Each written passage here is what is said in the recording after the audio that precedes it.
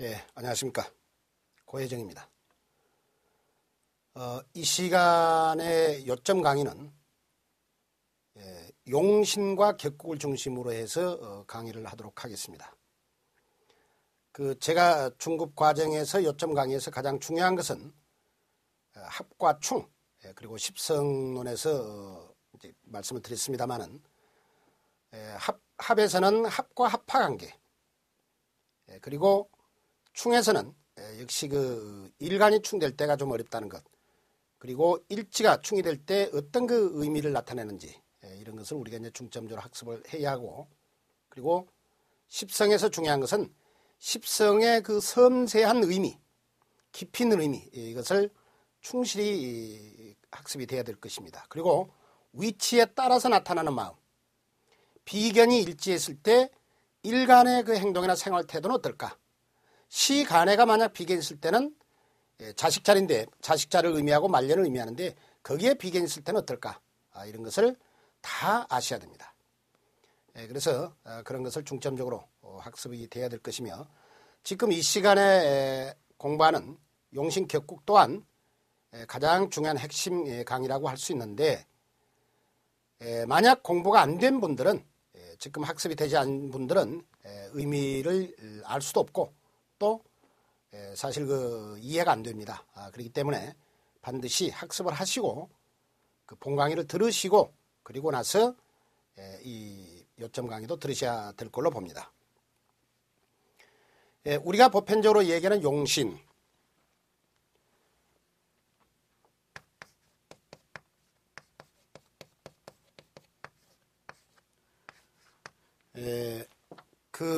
용신의 진정한 의미가 가장 중요합니다. 사실 용신의 원리와 진정한 의미만 이해해야 된다면은 그렇게 용신 학습이 어렵지 않은데, 그동안 이렇게 제가 쭉 지켜본 바로는 용신에 대한 어려움을 많이 느끼고 있습니다. 물론 팔자에 따라서는 용신이 전혀 필요 없는 팔자도 있습니다. 그리고 용신에 의해서 팔자 분석을 하거나 또는 운 대입을 했을 때 운과의 관계를 용신에 국한해서 이렇게 하게 되면 전혀 맞지 않는 팔자가 수두룩합니다. 다시 말하면 팔자를 딱 이렇게 정립해놓고 보면은 정말 이 팔자는 어떤 기운이 진정으로 필요할까? 그리고 일간이 진정으로 향하고 추구하는 마음은 무엇일까? 이것을 읽어내는 것이 중요한 것이지, 단순하게 신강사주, 신약사주 구분해서 또는 조우상 어떤 기운이 필요해 이렇게 딱딱딱 해서 공식적으로 이렇게 용신을 정하려고 하는 분들을 수도 없이 보고 있습니다. 그래서 그렇게 해가지고 만약 원국 분석이나 운 대입을 했을 때 맞는다면은 얼마나 이 학습이 수월하겠습니까만은 실제 그렇지는 않습니다. 그래서 그 용신은 팔자에 따라서는 전혀 작용이 없는 팔자도 많다. 또는 정말 용신 아니고서는 도저히 일간 스스로 일간 역할을 할 수 없는 그런 상태도 있겠지요. 이런 것들은 그 팔자 구성에 따라서 달라지기 때문에 절대적으로 공식적 획일적으로 학습하지는 말아달라는 그런 부탁을 드리고 싶습니다. 우리가 보편적으로 용신 그러면은 두 가지로 이해할 수 있겠죠. 용신은 뭐냐? 가장 기본적으로 얘기한다 그러면 일간을 도와주거나 또는 일간에게 힘이 되어주는 기운, 이렇게 볼 수 있습니다. 그것은 신약사주에서 나타날 수 있겠지요. 또는 일간이 향하고 추구하는 그런 기운이다. 일간이 필요로 한다는 그런 의미도 성립되겠죠. 이때는 아마 신강사주에서 식상이나 재성 또는 관의 통제, 지배, 간섭, 이것을 원하는, 보편적으로 우리가 생각하면은 간섭, 통제, 지배를 싫어하지요. 하지만은 극이 필요할 때가 있다는 얘기입니다. 만약 신유술을 경금이다. 신유술을 경금 그러면은 일간 경금은 이것은 무쇠입니다.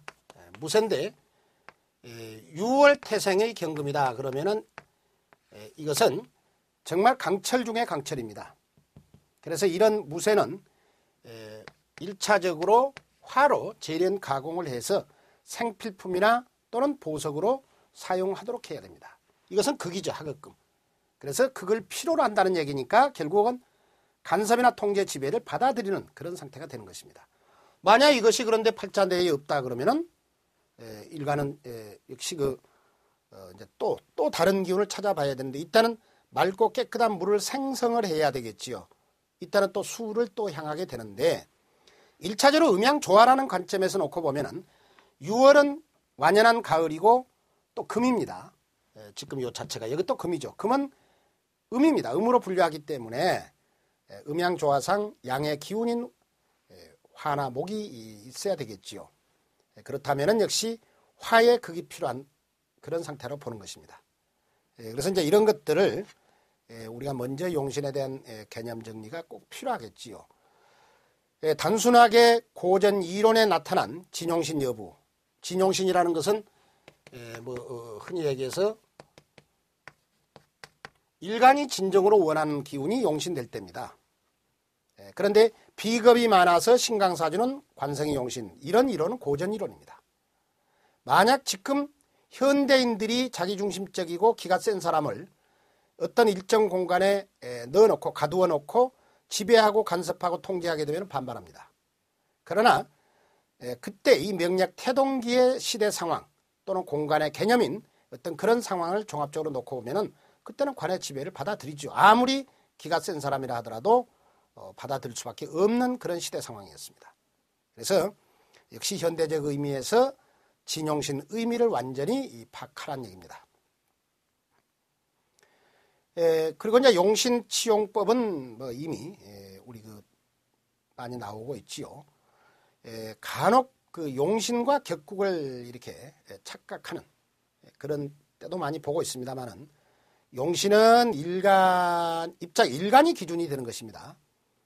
그래서 일간을 기준에 했을 때 어떤 기운이 많고 적으냐에 따라서 역시 정하는 기운을 우리가 용신이라 볼 수 있고, 뒤에 나오는 격국이라는 것은 격국편에서 잠깐 거론하겠습니다만은 역시 그 사주팔자 전체를 하나의 놓고 거기에 따라서 붙여진 사주팔자의 명칭이다, 이렇게 이해하시면 됩니다. 그래서 용신을 잡는 방법도 팔자 구성이, 팔자 형태가 편격이냐 정격이냐, 다시 말하면은 신강신약으로 구분이 가능한 팔자냐, 아니면은 신강신약으로 구분할 수 없는 특별한 형태의 팔자냐에 따라서 용신 잡는 방법이 다르지요. 이것은 여기서 제가 하지 않겠습니다. 제일 중요한 것은 용신을 정하기 전에, 용신을 팔자에서 정하기 전에 파악해야 할 부분이 가장 중요하다는 것입니다. 이것은 특히 제가 가장 강조하는 그런 이론입니다. 일간의 마음을 종합적으로 읽어내지 못하면 용신을 정해도 역시 원국 분석을 완전하게 할 수가 없는 상태입니다.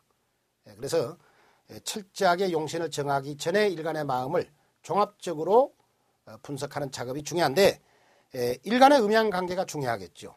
보편적으로 일간이 음인 사람은 관성을 의식하는 겁니다. 가장 기본이라 했습니다. 양도 양이고 음도 음 나름이죠. 을목과 정화는 음이라 하더라도 본체가 양에서 분류되어졌기 때문에 굉장히 활발하고 대중적입니다. 경금과 임수는 우리가 양간으로 분류하지만 본체가 음에서 분류되었기 때문에 역시 겉과 달리 상당히 내면에 흐르는 어떤 그런 마음은 음적인 사람들이죠. 그래서 그러한 것까지 다 감안해야 되겠지만은 기본적으로 일간 음인 사람은 항상 정관을 의식한다. 정관을 의식한다는 말은 가정, 조직 또는 남편 이런 것을 의식하고, 그리고 제도와 규율, 정도, 법도 이런 것을 의식하는 그런 성향이 강하다, 이렇게 볼 수 있고, 일간이 양인 사람들은 가장 기본 이론은 물론 무토나 경금은 목의 극이 필요하고 화의 극이 필요하다 그랬습니다. 임수는 극이 필요할 때도 있고 극이 되지 않는 상태에서 어중간한 흙이 이렇게 극을 하게 되면 오히려 반발하게 되겠죠. 휩쓸고 지나가 버립니다. 그래서 이제 그런 팔자 형태에 따라 다르지만은, 그러나 기본적으로 우리가 양간들은 식상과 재성을 추구하는 마음이 강하다. 이것은 왜 그러냐 그러면은 양이라고 하는 그 출발선에서 생각을 해야 되겠죠. 양은 발산하고 싶어하는 그런 마음을 갖습니다.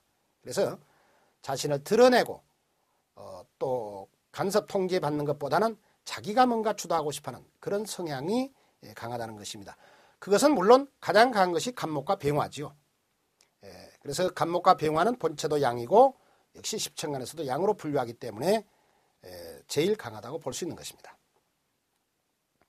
그 다음 이제 우리가 월주를 또 분석해야 되겠는데, 월주는 역시 일간의 성장 환경입니다. 그래서 가장 중요한 것은 몇 월 태생이냐가 가장 중요하겠죠. 간혹 제가 이렇게 보면은 이런 때를 많이 보는데, 같은 불이라 하더라도 이것이 인월 태생의 불과 5월 태생의 병화는 근본적으로 힘이 다릅니다. 여기는 한여름, 양의 기운이 가장 강하게 작용할 때니까 이 병화는 대단한 그 힘을 가졌습니다. 그러나 여기는 목생화, 다시 말하면 월지 통군했다고 하지요. 통군은 하였지만은 초봄의 불입니다. 초봄의 불이 그렇게 강하다고 볼 수는 없겠지요. 그래서 여기나 여기 또는 뭐 여기에 따라서 이 병화의 힘이 강할 수도 있고 약할 수도 있다는 것이고, 그러나 이러한 경우는 이미 한여름의 태양이기 때문에 대단한 열기를 가졌습니다. 그래서 특별히 주변에서 강한 기운이 제압하지 않는 한은 상당히 병화는 심각한 팔자가 되는 것입니다. 그런데 지금 여기서 중요한 것은 단순하게 이것을 신강신약을 구분한다는 것이지요. 무조건 월지통군, 일지통군 이렇게 해서 그 신강신약으로 구분하기 때문에 상당히 어려움을 겪는 경우를 제가 많이 본 적이 있습니다. 그래서 계절을 먼저 보라는 것입니다. 자, 다시 한번 말씀드리면 일간 경금을 놓고 봐도 이것이 편인월입니다. 토생금. 똑같은 경금이라 하더라도 진월 태생의 경금, 이것도 편인이죠. 그럼 월지 다 통군했다고 보는데 술월 경금과 진월 경금의 힘의 차이는 대단하지요. 이것은 자기 계절에 태어난 경금이기 때문에 대단한 힘을 가졌다고 볼 수 있으나, 진월 태생의 경금은 마찬가지로 토생금, 편인월 태생이라 하더라도 계절적으로 보면은 양의 기운이 강해지는 시기이기 때문에 이 금은 여기 술월 태생의 경금처럼 강한 그런 상태는 아니다는 것이죠. 그래서 용신에서 이런 것을 감안하지 못하면 상당히 어려움에 봉착한다는 것, 이것을 꼭 좀 맹심했으면 좋겠습니다. 그 다음 격국입니다. 이것은 그 격을 알아야만, 만약 이 사람이 비견격이다, 뭐 우리 고전 이론대로는 걸록격이겠죠. 걸록격 팔자다. 그러면 걸록격일 때 일진의 어떤 기운이 자리해야만 걸록격다운 행동이나 생활 태도를 드러낼까? 이것을 알아야 되지 않습니까? 그래야만 역시 용신을 정했을 때 분석이 용이하고 또 운에 의한 변화를 이렇게 완전하게 분석할 수 있으라고 봅니다. 그리고 월주에 어떤 육친이 자리했는가도 봐야 됩니다. 그 육친, 어떤 육친이 자리했는가를 파악하지 못하면은 역시 우리가 인연이라는 개념, 정이라는 개념, 덕이라는 개념을 파악할 수가 없는 것이죠. 부모가 부모 자리에서 이미 안정된 상태에서 영향을 주고 있습니다. 그럴 때는 일간 입장에서는 신강신약 개념보다는 일간이 부모의 도움을 받았기 때문에 일간 역시 도움을 줘야만 됩니다. 그 도움을 준다는 것은 결국 이제 식상의 의미인데, 그 식상이 어느 자리에 어떤 상태로 작용하느냐, 역할을 다하느냐에 따라서 그 팔자는 상팔자가 될 수도 있고 정말 별 볼 일 없는 팔자가 될 수도 있는 것이죠. 그래서 이러한 것들이 중요하다. 다시 말하면 월주에서는 몇 월 태생이냐, 어떤 계절에 태어났느냐를 먼저 봐야 되고, 그 다음은 무슨 격 팔자인가, 그리고 월주에 어떤 육친이 자리했는가, 이것을 정확히 분석이 되어야 될 것입니다. 그리고 이제 일지를 또 보게 되는데, 일지는 제가 조금 전에도 말씀드렸지만은 일간의 행동이나 생활 태도가 나타나는 자리입니다. 그래서 또 일지는 일간의 그 앉은 자리, 다시 말하면 자체적으로 그 뿌리를 나타내는, 자신의 뿌리를 의미하는 자리죠. 거기에 어떤 기운이 있느냐에 따라서 역시 일간은 다양한 형태의 생활 태도가 나타납니다. 또 마찬가지로 배우자 관계도 분석이 가능하고 직업 관계도 거기서 분석을 하는 것입니다. 그래서 일지에 음의 기운이 자리하느냐, 양의 기운이 자리하느냐, 일간이 병화라 하더라도 일지 자수가 자리한다. 가장 기본적인 겁니다. 물론 이것도 연월에 따라 다르고 시간 기운에 따라 또 다릅니다만은 일지에 만약 그 경우 차수가 앉아있게 되면 병화답지 않은 그런 또 행동이나 생활 태도를 드러낼 수도 있는 것이죠. 일간은 개수입니다만은 음중음이죠. 개수는. 그러나 사화가 만약 일지에 자리했다 그러면은 역시 보기보다는 역시 재물욕심 그리고 활동력 이런 것이 더 많다 이렇게도 우리가 해석이 되는 것입니다. 그래서 그것은 역시 음의 기운이 자리하는지 양의 기운이 자리하는지에 따라서 그 사람의 행동이나 생활 태도는 달라진다 이렇게 보는 것이고요. 또 어떤 십성이 자리하느냐, 비견이 자리했느냐 아니면은 뭐 식상이 있느냐 아니면 관성이냐 인성이냐에 따라서 역시 배우자 관계, 직업 관계 그리고 그 사람의 행동 생활 태도가 다릅니다. 이것을 정확히 분석을 해야 되고 마찬가지로 월주와 마찬가지로 어떤 육친이 자리했는가도 봐야 되겠지요. 만약 어떤 여성 팔자가 비견급제가 월주에 자리했습니다. 기가 센 여자가 되겠죠. 그러면은 물론 기가 세다는 것도 그 일간이 목화 양인지 아니면은 금수 음인지에 따라서 또 달라집니다만은 제가 말씀드리는 것은 여기서 가장 간단한 표현입니다. 일단 월간 월지 다시 말하면 월주에 일간과 같은 기운이 자리하게 되면은 당연히 일간은 기가 세다고 볼 수 있는 것이죠. 그런데 일치에 편관이 만약 자리하게 되면은 그것은 역시 남편의 의미를 둡니다. 육친으로는. 물론 또 편관의 행동을 한다는 것이니까 식상이 자리해야 될 자리에 오히려 일간을 찾고 힘없는 편관이 그 기센 일간을 자꾸 이렇게 간섭하려 드는 그런 성향이 나타나기 때문에 갈등할 수밖에 없는 것이죠. 다시 정리하면은 일치에 어떤 기운이 있느냐, 음이냐 양이냐를 파악하고 그 다음은 어떤 십성이 자리했는가 그리고 어떤 육친이 자리했는가 이것을 봐야 됩니다. 그 다음은 시간이라는 자리는 역시 일간이 향하고 추구하는 자리입니다. 영향을 주는 자리죠. 그 자리에 또 뭐가 있는지 물론 시지 참고를 해야 되겠죠. 이런 것을 전부 보게 되고 그 다음은 합충관계를 봅니다. 합과 충관계를 파악한 다음에 이런 팔자이기 때문에 이 일간에게는 어떤 십성이 다시 말하면 어떤 기운이 정말 필요하겠다는 것을 우리가 알아야 된다는 얘기입니다. 그래서 무조건 용신을 정하는 것이 능사가 아니라 그 일간의 마음을 종합적으로 이렇게 파악한 다음에 용신을 정하게 되면은 실수 없이 원국 분석이 가능하다고 봅니다. 그 다음은 용신을 우리가 이제 그 정해도 그 분석이 용신 분석이 가능해야 되는데 뭐 신강사주에서 식상 재성이 용신이다. 그러면 그것이 어느 자리에 있는가가 중요하겠죠. 그래서 우선적으로 일간이 진정으로 필요한 기운이 용신이 되었는지 그것은 진용신 여부를 먼저 파악하라는 얘기고 그 다음은 어느 자리에 있느냐 역시 용신 역할이 가능한 자리에 있는지를 봐야 된다는 것이죠.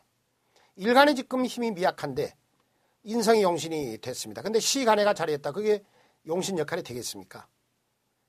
역시 전혀 의미가 없죠. 그래서 위치를 봐야 되고 강약 역시 일간을 도와주는 용신은 강하고 볼 일입니다. 약하면은 약한 만큼 운에 따른 변화가 심하다는 것이죠. 그래서 강해야 된다는 것. 그 다음은 합이나 충이 없이 온전한 상태로 역할이 이루어져야 됩니다. 충이 되어가지고 불안하다. 그러면은 역시 충이 된 만큼 일간에게 도움이 되기는 어렵습니다. 그리고 용신은 혼잡이 되면 안 됩니다. 하나 식신이 용신이다 그러면 식신 하나만 있어야지 상관하고 이렇게 섞여 있어서는 안 되는 거고 마찬가지로 관성이 용신이다 그러면은 편관이든 정관이든 하나만 있어야 된다는 얘기입니다. 그런데 이게 정관, 편관이 이렇게 혼잡돼서는 역시 탁한 팔자가 될 수밖에 없는 것입니다. 그리고 조우와 조우상 필요한 기운이 용신일 때가 가장 좋겠지요.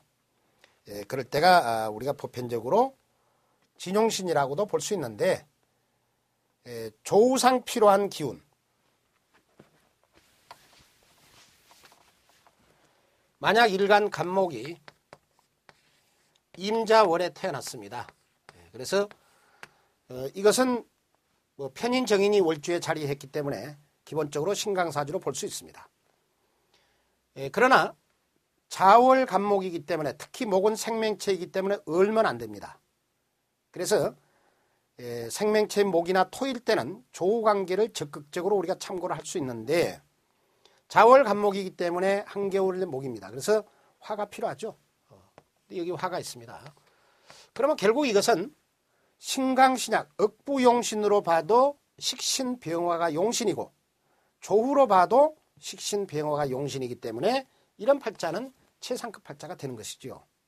그래서 이렇게 그 용신을 정했다 하더라도 이렇게 정말 그 일간이 진종으로 원하는 그런 기운이 되었는지 이것을 정확히 파악해야 된다는 것이고, 대체적으로 일간이 진종으로 원하는 기운이 용신이면 용신 분석을 했을 때 이제 그것이 파악이 되겠습니다.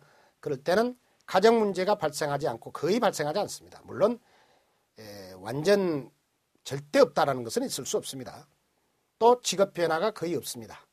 그래서 안정된 가정 그리고 정년까지 무난히 갈 수 있는 직장생활 또는 업종 변화가 없이 정말 자기가 원하는 어떤 사업을 통해서 제복이 든든한, 제복이 대단한 그런 팔자라고 보는 것입니다. 자, 그 다음 격국을 우리가 볼 수 있는데, 격국에서 제일 중요한 것은 격국용신과 그 다음은 잡격, 그 다음 십성격을 이해를 해야 됩니다. 격국용신은 십신격에 의해서, 십성격에 의해서 용신을 정하고 붙인 이름입니다. 이것은 우리 그 본강에서 제가 굉장히 많이 자세하게 논해놨습니다만은 그 얼마든지 그 이름을 붙일 수가 있다는 것이죠.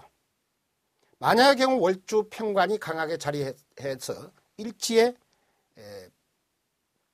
인성이 용신이다 그러면은 뭐 살중용인격, 편관용인격 또는 살인상생격 또는 살인용인격 뭐 이렇게 아니 살인용이 살인 상생격, 관인상생격 또는 살중용격 이렇게 얼마든지 이름을 붙일 수 있는 것입니다. 잡격은 고전 이론에 나오는 잡단격이기 때문에 그것은 뭐 어떤 특별한 의미를 부여하지 않아야 되는 것이고, 가장 중요한 것은 십성격이라는 것입니다. 이것은 왜 중요하느냐 그러면은 역시 우리 인간들도 이런 말을 많이 쓰죠. 생긴 대로 논다 또는 격대로 좀 품격 높은 그런 삶을 살아가보자. 이런 것은 우리가 직업 과정에서도 어떤 체형을 가졌는가 그리고 어떤 성격을 가졌는가에 따라서 그 사람이 추구하는 또 맞는 직업이 있다는 얘기입니다. 그 십성격에 따라서 당연히 그 사람의 직업이나 배우자 관계는 달라질 것입니다. 간단히 정리하면은 월주에 만약의 경우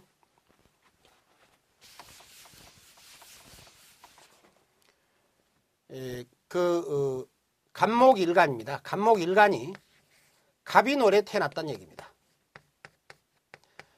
갑인월에 태어났으면은 이것은 뭐 고전 이론으로 걸록격입니다. 또는 비견격이죠. 비견이 월주에 이렇게 강하게 자리했습니다. 그리고 간목은 생명체이기 때문에 역시 종자를 만들어 놔야 됩니다. 꽃을 피워 열매를 맺어야 되겠죠. 특히 인월태생의 간목은 당연히 그 식상화, 다시 말하면은 꽃을 피워 열매를 맺어야 됩니다. 이렇게 되면은 만약 이런 팔자가 이렇게 된다 그러면 이 팔자는 격대로 살아가는 사람이지요. 인월태생의 간목이 비견격이 성립되어서 일지상관이 안정된 상태에서 역할을 다하기 때문에 대단히 당당한 생활 태도를 갖게 됩니다. 남의 눈치 안 봅니다, 이런 사람들은. 그리고 경쟁심도 승부욕도 강하고 추진력 또한 대단한 팔자죠. 그래서 뒤끝없고 자기가 하는 행동에 대해서는 책임을 져버립니다. 그리고 그 재물에 대한 어떤 그 욕심 이런 것도 대단한 그런 팔자가 되겠죠. 이거는 이렇게 이제 가야 되는데, 만약 이것이 이런 식으로 만약 자리하게 되면은 이것은 이제 격대로 살지를 못합니다. 그래서 비견격답지 않은 그런 생활 태도가 드러나고 주변 사람과 갈등 충돌을 빚게 되고 또 직업에 대한 어떤 자부심이 부족합니다.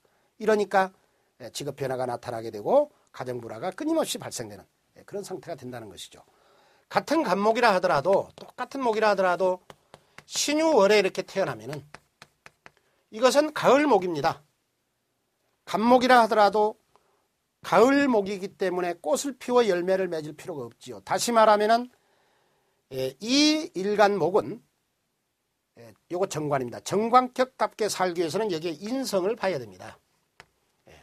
그래서 이렇게 되면은 이 간목은 역시 굉장히 그 품격 높은 그런 생활 태도 그리고 가정 생활을 할 수 있는데, 마찬가지로 이제 이렇게 되면은 여기가 편재를 추구하거나 여기는 또 상관을 보게 되면은 이건 이제 격대로 못 사는 것이지요. 그래서 가정 문제, 직업 문제 이런 것이 항상 따르게 되는 것입니다. 그래서 결국 그 십성격에서 제일 중요한 것은 일지에 격을 우선 그 월주 십성격을 정하고 나면은 일지에 어떤 기운이 자리해야 되는가가 가장 급선무입니다. 또는 시간이죠.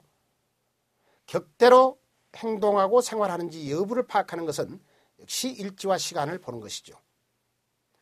이사주에서 여기에 또 만약 갑인월의 간목이 여기에 또 인목을 이렇게 만약 본다, 또는 뭐 자수를 이렇게 자리했다 그러면은 지금 인월 간목 입장에서 보면은 이걸 단순히 그 물적 측면에서 놓고 보는 분들이 계세요. 목이 많다. 초봄의 목은 물이 있어야 된다. 그래야 왕성하게 성장할 것 아니냐. 물론 물적 측면에서는 가능한 얘기입니다. 그러나 항상 우리가 이 음양오행을 바탕으로 한 사주 맹리학은 기본적으로 이 전체를 보는 것이죠. 기적 물적 의미를 다 파악이 돼야 됩니다. 인월 간목이 향하는 마음은 뭘까? 그리고 월주의 갑인 비견이 이렇게 작용할 때 과연 이 간목이 향하고 추구하는 기운은 뭘까? 이것을 먼저 파악하라는 것이죠. 단순하게 보면 목도 있어야 되고 화도 있어야 되고 뭐 수도 있어야 되고 금도 있어야 해야 되겠지만 1차적으로 일간의 마음을 읽어내야 된다는 얘기입니다. 이렇게 되면 중년까지는 역시 어려워지는 것입니다. 갑인월의 간목답지 않은 행동이나 생활 태도를 드러내는 것이죠. 그래서 가정 문제나 직업 문제, 결국은 항상 그 먼저 십성격이 중요한 것은 이 사람은 무슨격 팔자이기 때문에 어떤 기운이 일지나 시주 쪽에 자리해야 된다. 이것을 우리가 파악하기 위해서 십성격은 대단히 중요한 그런 문제라고 보는 것입니다. 그래서 그 십성격에 따라서는 성격 관계, 후천적 성격입니다. 그 성장 환경에 의해서 나타나는 성격이죠. 그 성격, 그리고 거기에 따라서 나타나는 배우자 관계, 직업 문제, 그리고 운에 따른 변화, 이런 것을 정확히 파악하기 위해서 우리가 공부를 하게 되는 것이죠. 그래서 이런 것들이 이제 종합적으로 이렇게 이제 취합돼서 하나하나가 이렇게 연결이 되겠죠. 이제 입체적 분석이 가능하게 되겠습니다.